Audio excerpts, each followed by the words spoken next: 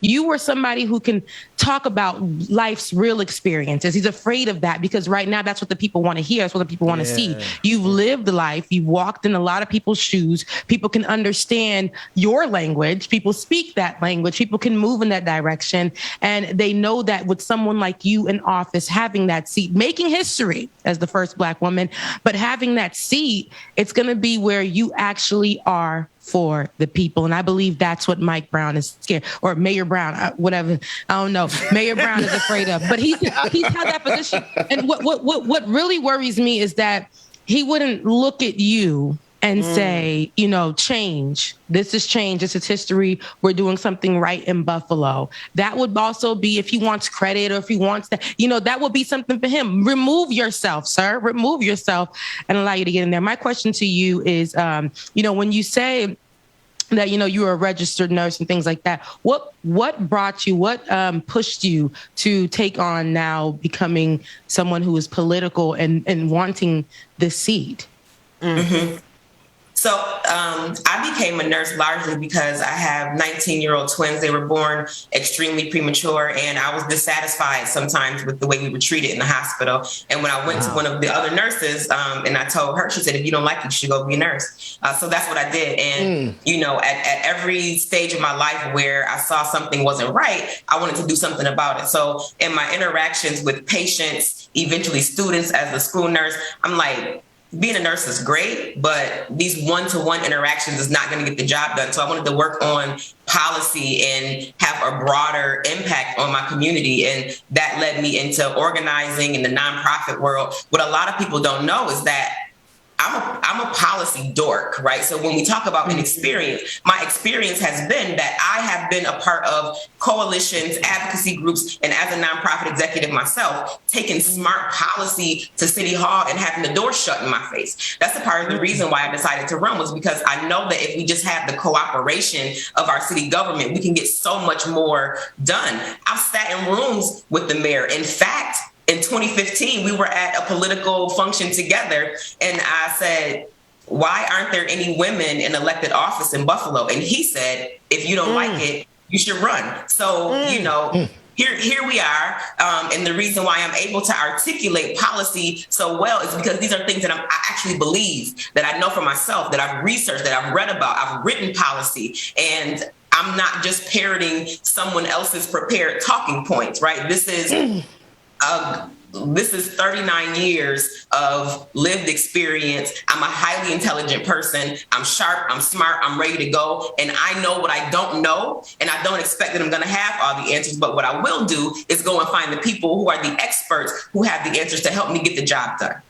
Hello. And they got the nerve to say that she's not qualified. Okay. But she's not qualified in the sense where they just look at her and think that she's, just another person, who's just getting all this stuff from the internet, fighting for Black lives in the streets. That's not qualified to these people that have been holding these seats. These people that have been holding these seats and, never letting nobody in, not really any change happening. But not India. A few of the policies that I love that you're running off of are public safety, housing, immigration, pandemic recovery, the arts, climate, economic growth, education, public housing, food access, infrastructure.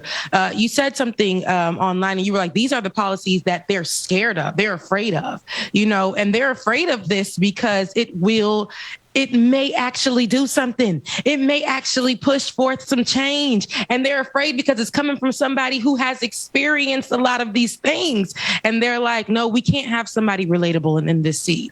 We need to have somebody who's able to ride both waves, both the right and the left, right? That bipartisan idea. But we have to have somebody in the seat, and it takes a Black woman. And we have to have somebody in the seat that is going to literally say, hey, no to the right, no to the left, but here is what the people want. It's not specific to anything but change, and this is where we have to go. Well, you know me, I'm going to be pushing for the left, but that's just me. Sister Walton, I want to play this clip from y'all debate where you really made it clear. This is the part that I want everyone to just let this resonate in your soul.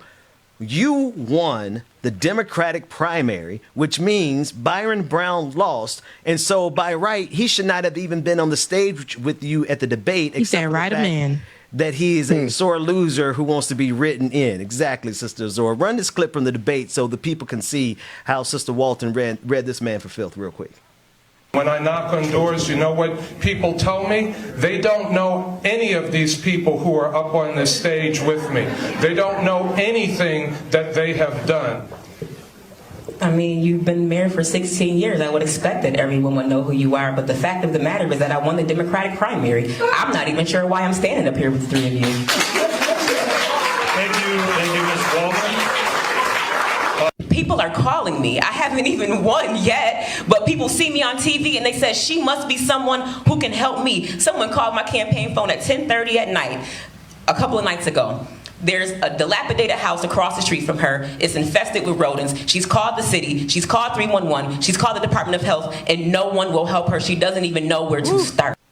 My God, today's sister. Yes, Sister indeed. Walton, please, Today, yes. tomorrow, and forevermore. Look, read him like a book, sweetie. Encyclopedia. She said you shouldn't even. I don't even know why you're standing up here with me. Why are you here? And she looked at him. You don't even go to this school. Why are you here? You don't Byron even go Brown? here. Right. Give me 6 feet, sir. Like, what is happening? Social right now? distance from this campaign, man. Sister Walton, please just continue the evisceration of this man.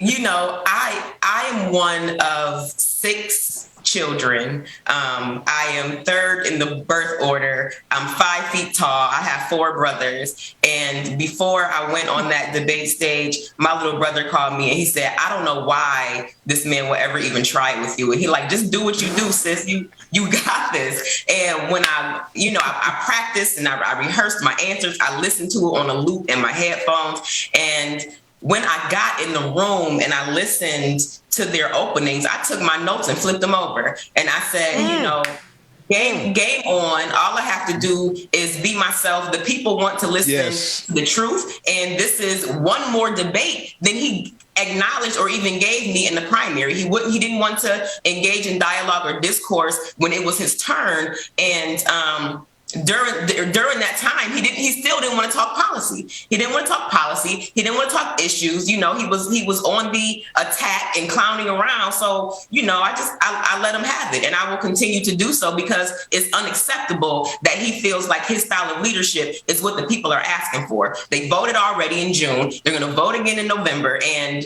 you know, thank you for your service, but you're no longer needed here. Thank you for your services. Thank you for your services. Sorry to that man. Rebecca.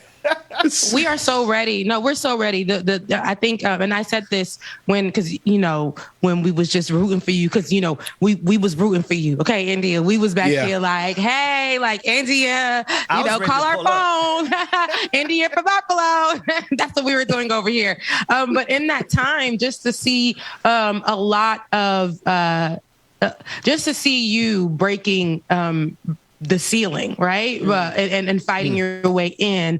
I hate that you do. It has to be that way. But in this particular moment, like you are, you're breaking ground, right? Yeah. And I think that they're afraid of what's going to be new in that area. Never, when people think of Buffalo, we're not going to think of it being led by a Black woman. And we're talking history. And when we change history here, or when we add to it, and when the person that we're adding to it is Black, it makes America shifty. It makes America uncomfortable, and it makes the people that are usually in power, which are usually white males or males in that position, it makes them, look at it and say, no, we need to gain control. But in this time, your fight has been something beautiful. I hate that you got to fight this way, but I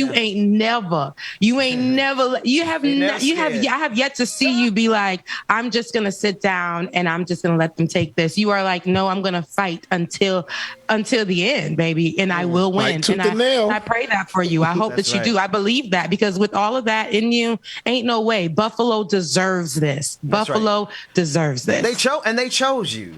Yeah. That's the thing. Like the primary, you won, and you have had to go through a series of court cases as Byron Brown has inserted himself back as a sore loser. It's what I consider to be his own version of Donald Trump's big lie, not being able to take his loss. Tell us about where you all stand now in terms of all the different court cases and the decisions. Is this guy actually going to be on the ballot, and how do we get victory? Because the people have already spoken. Mm-hmm.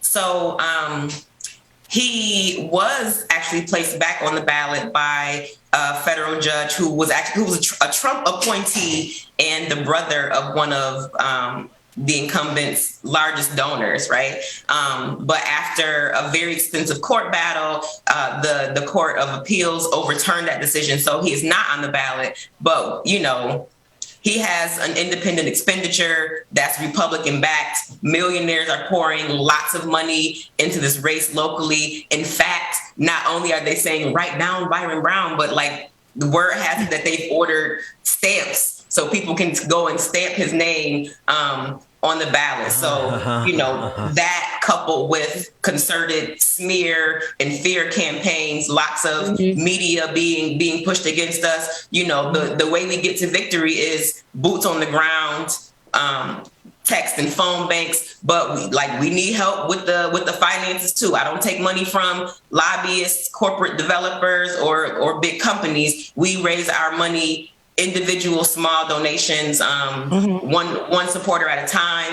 Folks can feel free to visit our website at www.indiawalton.com if they want to sign up to volunteer. I don't care where you are in the country. You can get on the phone and make phone calls, or you can send your financial support, $5, $10, $500. We can use all the help that we can get in this moment, but we're going to keep on pushing, keep working hard each and every day. And I think that ultimately justice will prevail and we'll be victorious come November 2nd.